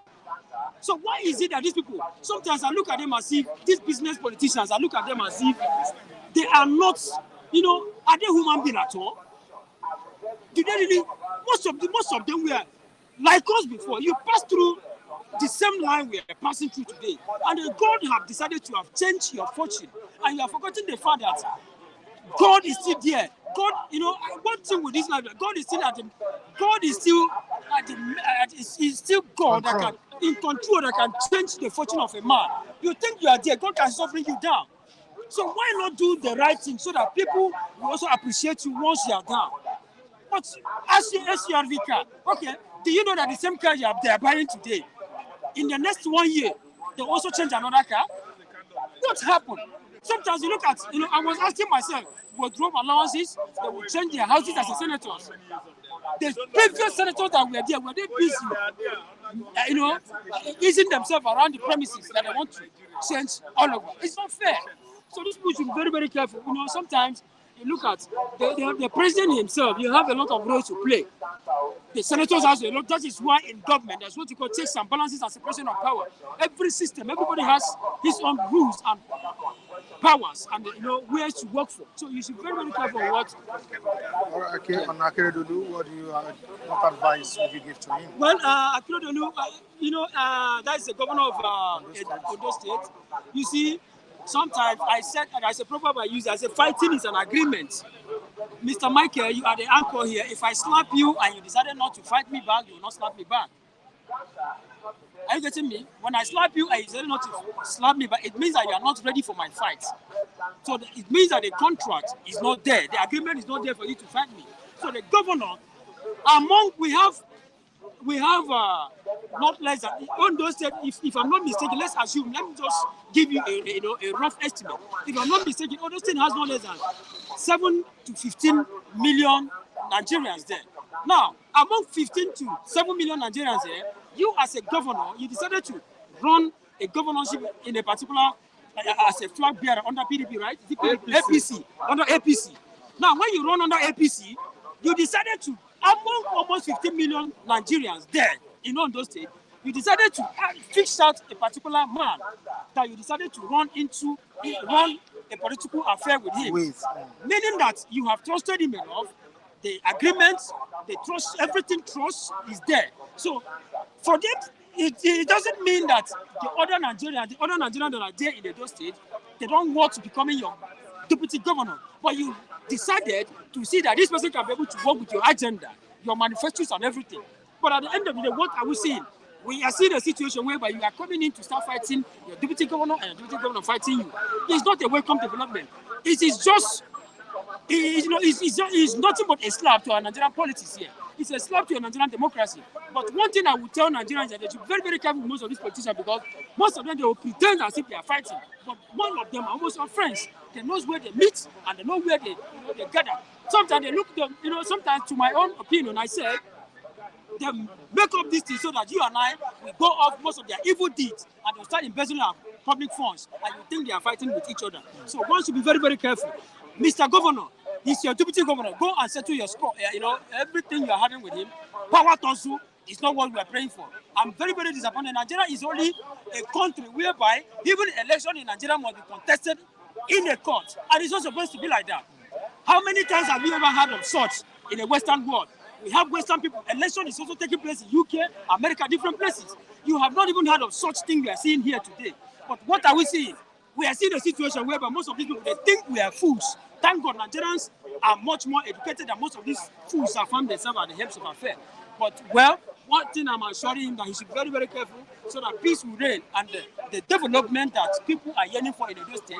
Edo State is even, when you go to Edo State, you can't, sometimes Ondo State is a state that, when you go to that Ondo State we are talking about today, the road is not even in order. So they should not keep on fighting so that at the end of the day, the infrastructural facility that has been needed in that Edo State, the masses on those states, the masses will be able to do what? To put things together so that at the end of the day, even he himself. Okay. Thank you. All right, thank you so much. Ralph, good morning. Good morning, Mike. How are you doing? Like I can see, everywhere is well sheltered and the sun is not disturbing again. Courtesy, one man, one of our prolific, viewers, talking about King Henry. Has brought shade here. Everybody is thanking you, Henry. On behalf of my reviewers, colleague reviewers, the Anchor Mike, we are saying thank you so much. It was too sunny, previously. How rain was, profusely beating us. So you just made it in a point of duty to provide this. And we are praying that God will provide for you. And there's some other people that provided for us. Somebody like Akimola Supo. He bought us the last umbrella that was, I think discarded last year, spoiled last year or beginning of this year. And the other previous one bought by our esteemed, highly cherished viewers. Thank you, guys. I think I learned Tinubu also made that move, but yes. King Henry made the move last week, earlier before Odulade. I just got that. I just got information. Thank you, guys. From me. Okay. Taiwo Odulade, thank you. King Henry, thank you. King Joe, thank you. OJ Professor of Law, Okuade, thank you. All of you guys that are taking care of us. People like this guy now. Udeme, Iyan, thank you. King Joe, I've appreciated him. Adedeji, thank you guys. Mr. Dipo, Atlanta, Georgia. Yeah, Ismaila, thank you. Dipo from Atlanta, Georgia, thank you. Omo Duduwa, thank you. Dennis, Stop and Chop, thank you. Asas, thank you. Mr. Charles, Udenze, thank you. Baba Ugochukwu, thank you. Uche from Japan, thank you. Kenneth from Holland. Thank you, guys. Acho, thank you. Chujoke from Wincosin, thank you. All of you guys. Mommy Nkechi, thank you. Teresa Ago, thank you. Teresa Ago did birthday one day here for us. Then Mama Nkechi did birthday one day for us. Sketo lives in the UK, I think Ireland. Thank you. These guys, they are wonderful. You can see how shade is. And even it's not because of this umbrella, I would have squeezed my face because anytime it touches hard, much heat, all over me, and that will make my temperature to run high. And I will be squeezing my face and be annoyed more and more against Nigerian politicians. I don't like Nigerian politicians. See, how do you see the governor this thing that is coming soon from Kogi, Bayelsa, and Imo State? How do you see it? Do you think it's going to be a child play? Don't you see what is happening already in Kogi State? When Yaya Bello has imposed Ododo on the entire Kogi citizens. Don't you think that Yaya Bello is trying to cover up his mess? Maybe he cheats, as in excrement. He is himself, and that one is too smellish, and he's trying to cover it perfume. That's why he's needed somebody that will at least cover him up. Not to tell Kogi people that guy and I messed that mess. So that's why he's bringing Ododo. Allow the citizens to decide who will be the governor of the state. When you did your own 2019, 4 years ago, a PDP woman leader, I know Nigerians, they have forgotten in their head. I don't know why. We have this kind of short memory. A PDP woman leader in Kogi State was burnt to the stake, burnt in his house. The children discovered only the bone, the charred meat bone of their mother the next day. During that election day, because of one man to rule Kogi State, there are many things about the black man. We always carry religion on the head. Yaya Bello is a Muslim, he's a staunch Muslim. A woman leader was burnt, set ablaze in his house. He has to die. She died. Only bone was discovered. because of this 4-year tenure, what don't expire now. From 2019 to date is 4 years. He don't finish it. Now he doesn't want to go alone. He wants to put Ododo. He has forgotten that he has killed the soul. The soul has gone. We are not talking about chicken here. Human being. Human beings are nothing. Nigerians' life matters. Nigerian life does not matter to these politicians. The whole Kogi that I have forgotten now about that woman leader that was set ablaze for somebody to take over Kogi state government. My brother, see, let me tell you, the real own is cheap. But Kogi, the real mean is Bayelsa State governorship tussle is as smooth, as sweet as my mind. What of Imo State? But you see, Kogi own state. See, Kogi governorship tussle. Remember 4 years ago, Nigerians, you people don't remember. Do you know how many people that were wasted? Many people died. I went to Kaftan television.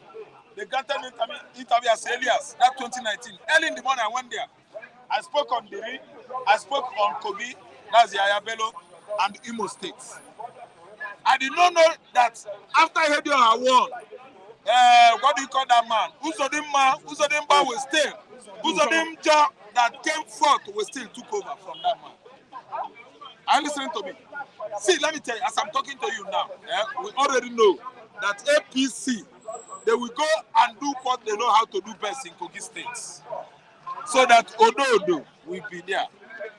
Then in Imo State, I still want my Igbo brothers. I love you guys.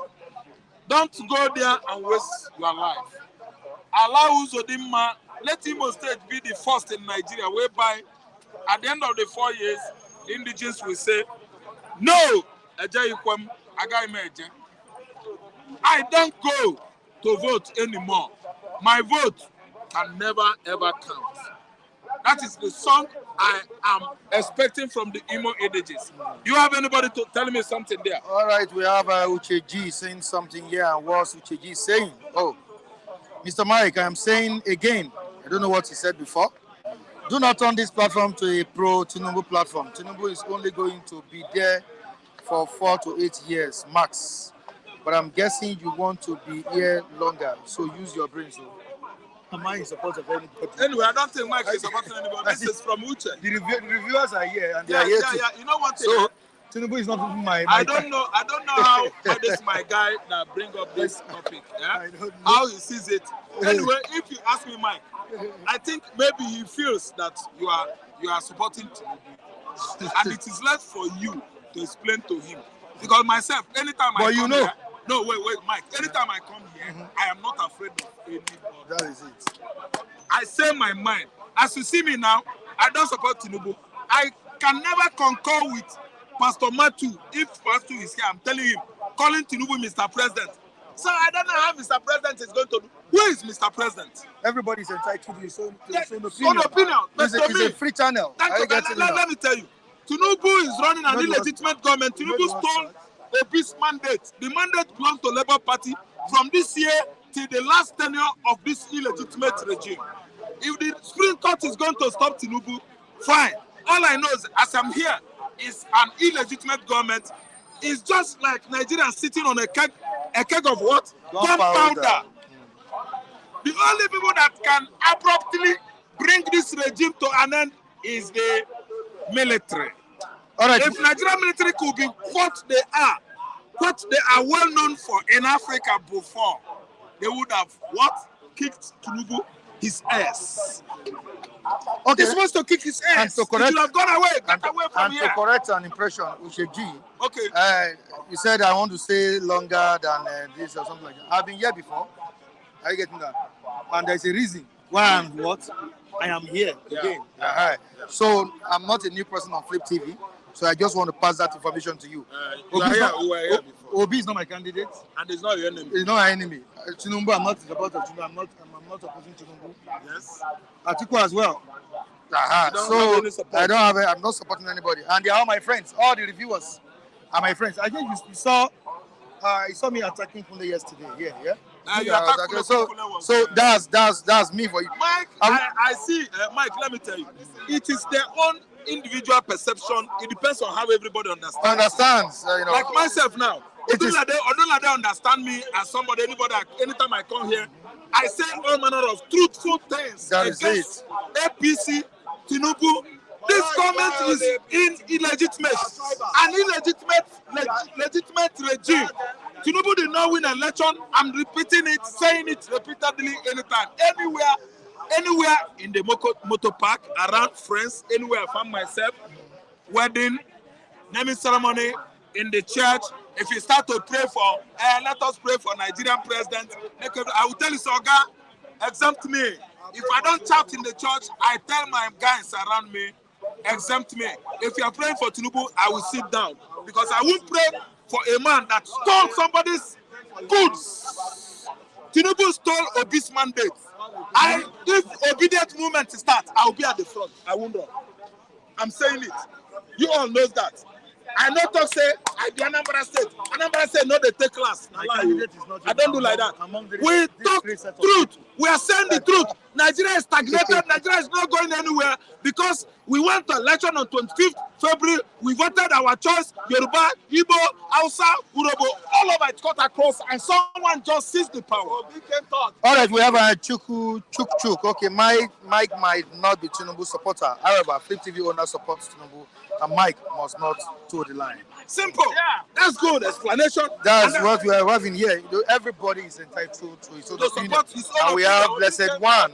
You just need to read it out. We have a Blessed One saying something here. And what's Blessed One saying? Oh, it's not. Mike is a neutral anchor. We all don't have to be on the same ship. Politically, we disagree to agree. That's all about politics. Yes, politics and that's the beauty of democracy. Democracy. But we appreciate all the viewers. And we appreciate all the reviewers. Everybody say his own opinion. I don't come here to tell you the truth and you are telling me that I'm Biafra, I'm this or that.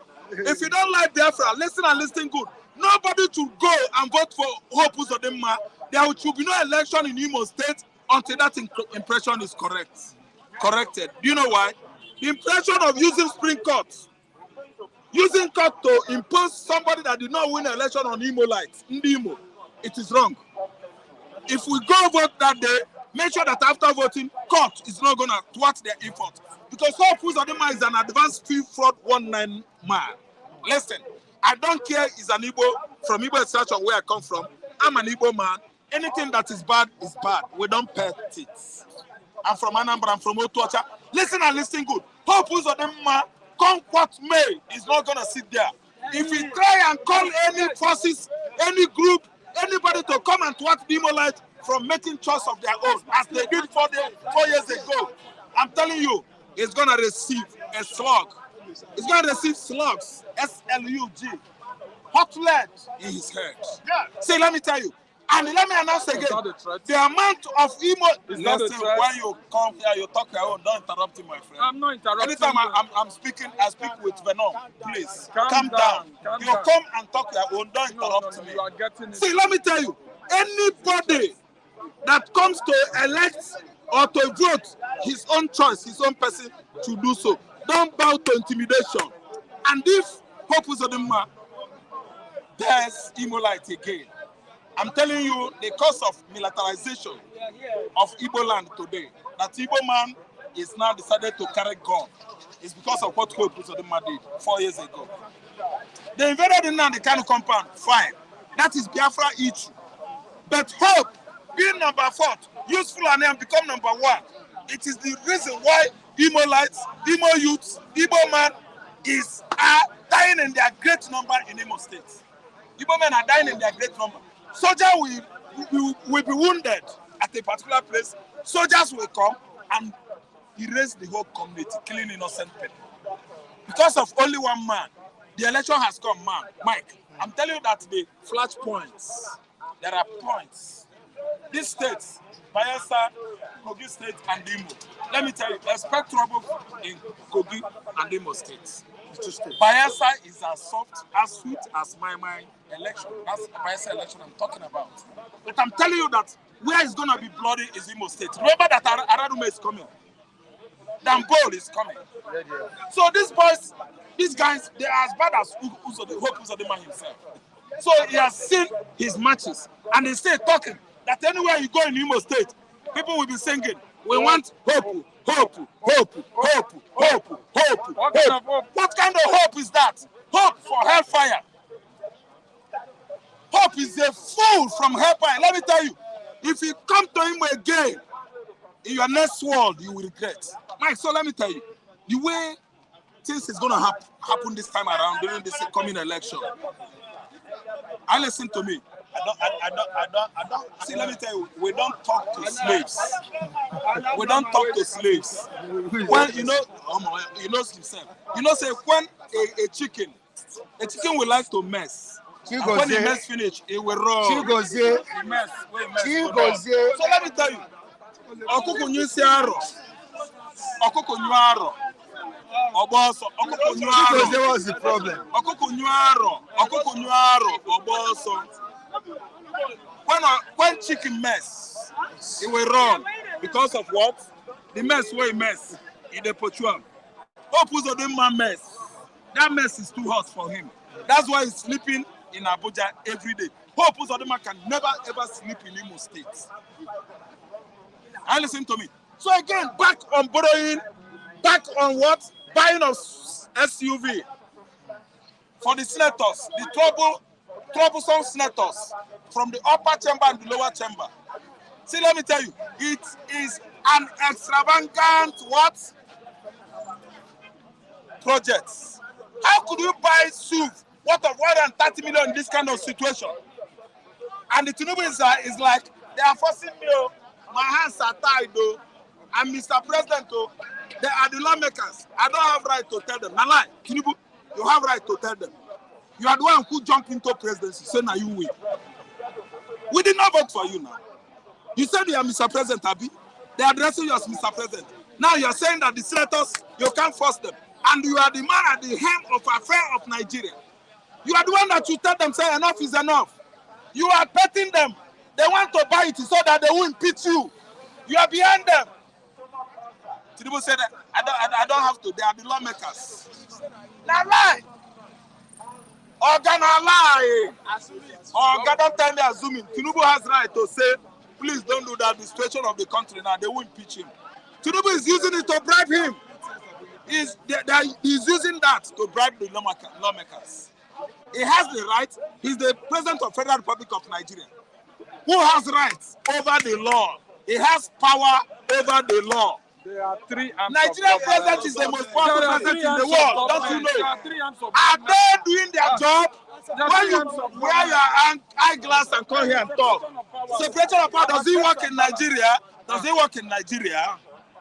Separation of power, you go school well. Does it work in Nigeria? Don't you know that lawmakers, the legislatives, it not work in Nigeria. It is. They are stamped. They are rubber stamped. They are stooges to the executive department. Are you a stranger? Or when you come here, you talk your own mind. Tinubu has the right. Tinubu has the right to stop them. Are you listening to me? So buying 130 million car, just a car, and Nigeria is in this kind of situation. If you ask me, I tell you that Tinubu is playing game with them so that they have no effrontery, no prerogative to rig him, to impeach him out. So are you telling me that Mr. President doesn't have right to stop them? He has. He has a say. Yes, Tinubu is the judiciary too. Tinubu is the owner of the Supreme Court. If you don't know, don't be surprised that day what will happen. I don't want to understand. Tinubu has bought the courts. Tinubu has bought INEC. Tinubu has bought everybody. What are you saying? Are we here to paint the truth or say, I'm a gentleman, you know, I will know how I will address Tinubu. Mr. President, we don't need to buy this car. You are a wonderful man. Somebody that wanted my fault. My choice was Labour. He turned it around. APC is better than nothing. Nobody that has his right senses that will vote for APC in the southwestern Nigeria. I'm telling you, Yoruba man. No Yoruba man voted APC. I was here. I celebrated. I strolled all over the poll. And even this Kule you're looking about. Kule himself. Kule did not vote. Kule has been bought over by some agents to come and talk here every day. Look at him. See, let me tell you. I'm telling you the truth that Kule himself knows. He's choking him hard. Come and prove it to yourself. I don't want to interfere. Kule, tell the viewers, you are wrong. No, you are wrong during the presidential election. Stop splitting fake propaganda news. I voted, and I have a witness. I can call a witness where I voted. It's an Igbo man like you. I voted around Omole axis in my constituency. So for you to be coming here that did not vote, I voted APC wholeheartedly, and it's my choice. Everybody has his choice. So don't gag me. And what you people are saying, what you are practicing, you have to preach what you are practicing. You want a good government, and you are gagging people.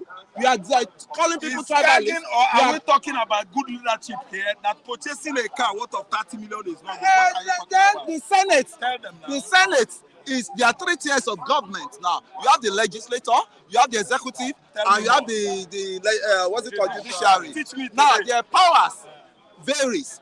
Even the senators you are seeing, they are so powerful that they can impeach president. Who are the legislative again then? They are from your. They are my brother. They are your brother. Yeah.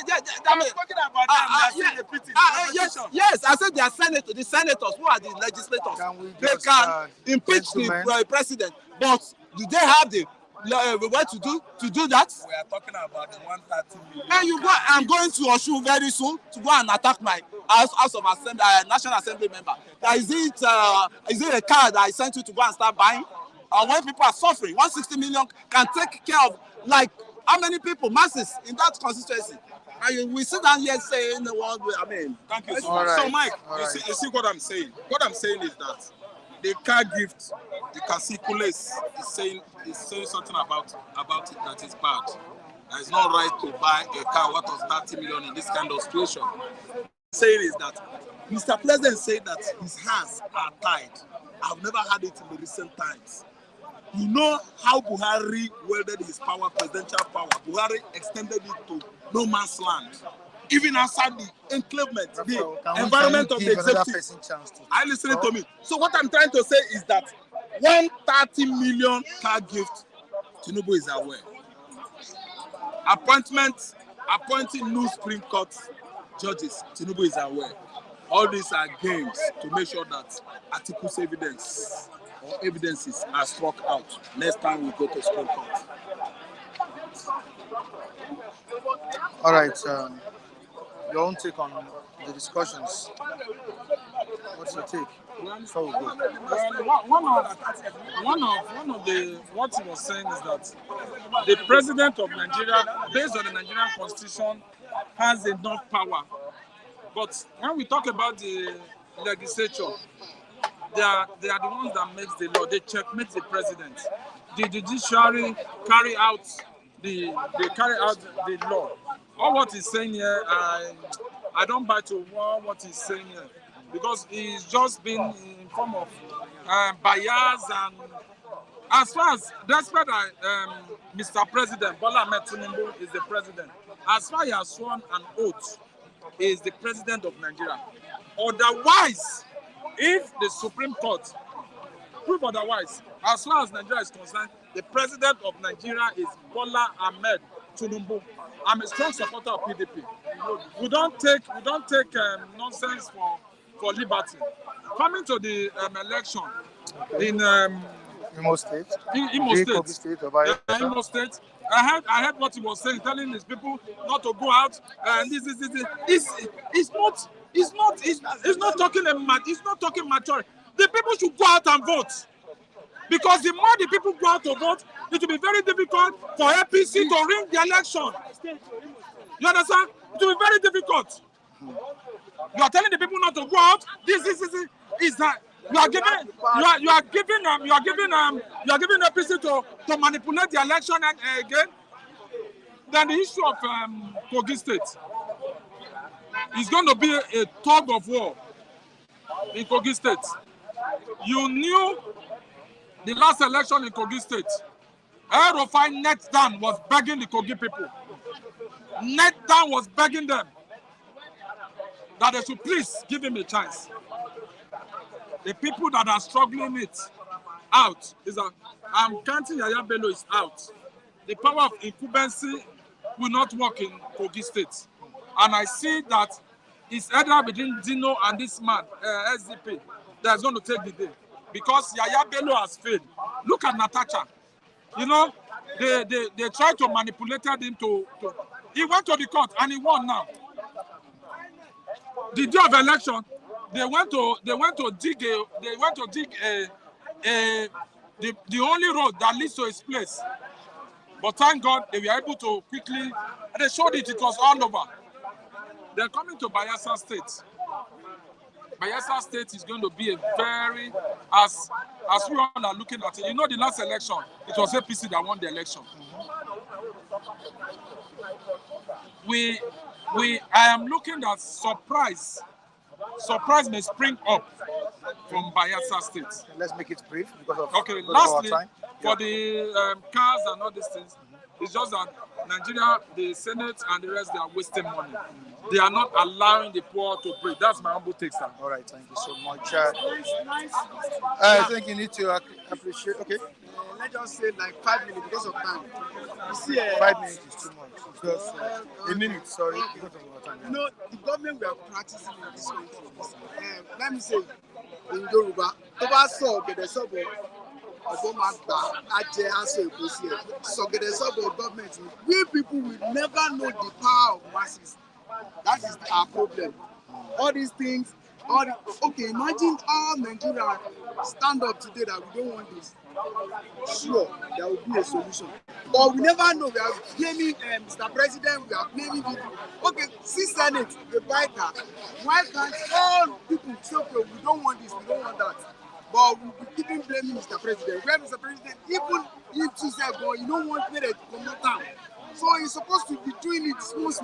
So we Nigeria, until when we know the power of masses, until when we know how we can use our voice, how we can use the power of masses to get what we want, that's it. If not, that's why those people are manipulating us, using religions, using tribalism, and using all these things to play so that people will come and become one. That's it. That's what I see. All right, thank you so much. I appreciate you. Tomorrow is another day, okay? Okay, sure. All right, let me quickly say hi to Ucheji. Thank you so much for joining us. Odunlade Taiwo, we appreciate you. Stop and Chop. Thank you so much. MS Lucky. Is it MS Lucky? Mrs. Lucky or Miss Lucky? Thank you so much. We appreciate you for joining us on today's edition of this program. Congo Ndubisi, thank you so much. Adedeji. Thank you so much for joining us. Andrew Ogunjimi, Chuks. We love you. Thank you so much for joining us. Lawrence Ugo and others presently watching us on the platform.